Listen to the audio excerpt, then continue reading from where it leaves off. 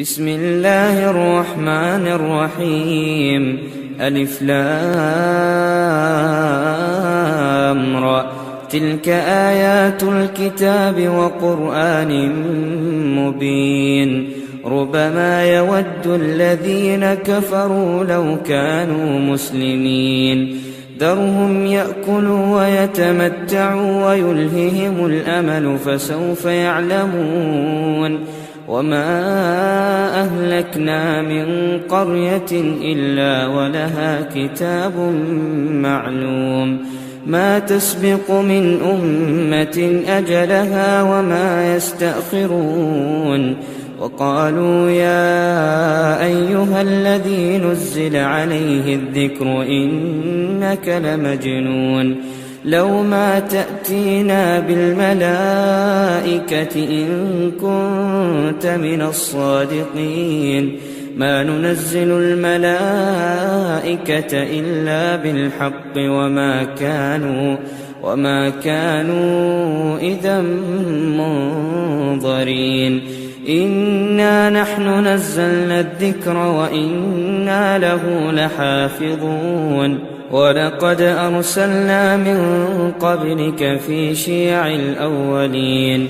وما يأتيهم من رسول إلا كانوا به يستهزئون. كذلك نسلكه في قلوب المجرمين. لا يؤمنون به وقد خلت سنة الأولين. ولو فتحنا عليهم بابا من السماء فظلوا فيه يعرجون لقالوا إنما سكرت أبصارنا بل نحن قوم مسحورون. ولقد جعلنا في السماء بروجا وزيناها للناظرين وحفظناها من كل شيطان رجيم إلا من استرق السمع فأتبعه شهاب مبين. والأرض مددناها وألقينا فيها رواسي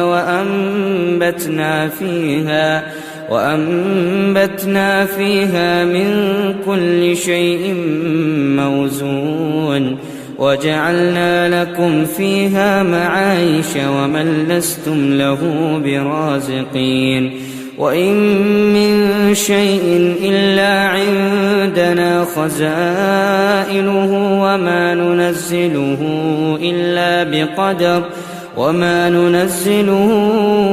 إلا بقدر معلوم.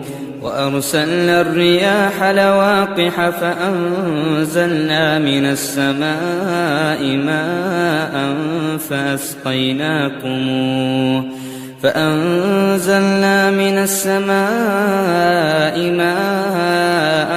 فأسقيناكموه وما أنتم له بخازنين.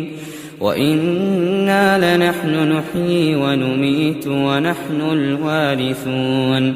ولقد علمنا المستقدمين منكم ولقد علمنا المستأخرين.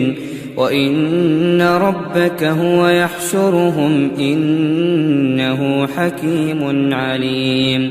ولقد خلقنا الإنسان من صلصال من حمأ مسنون. والجان خلقناه من قبل من نار السموم. وإذ قال ربك للملائكة إني خالق بشرا من صلصال من حمأ مسنون.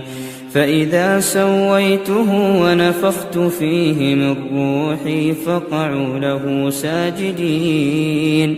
فسجد الملائكة كلهم أجمعون إلا إبليس أبى أن يكون مع الساجدين.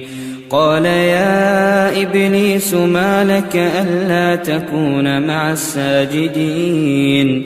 قال لم أكن لأسجد لبشر خلقته من صلصال من حمأ مسنون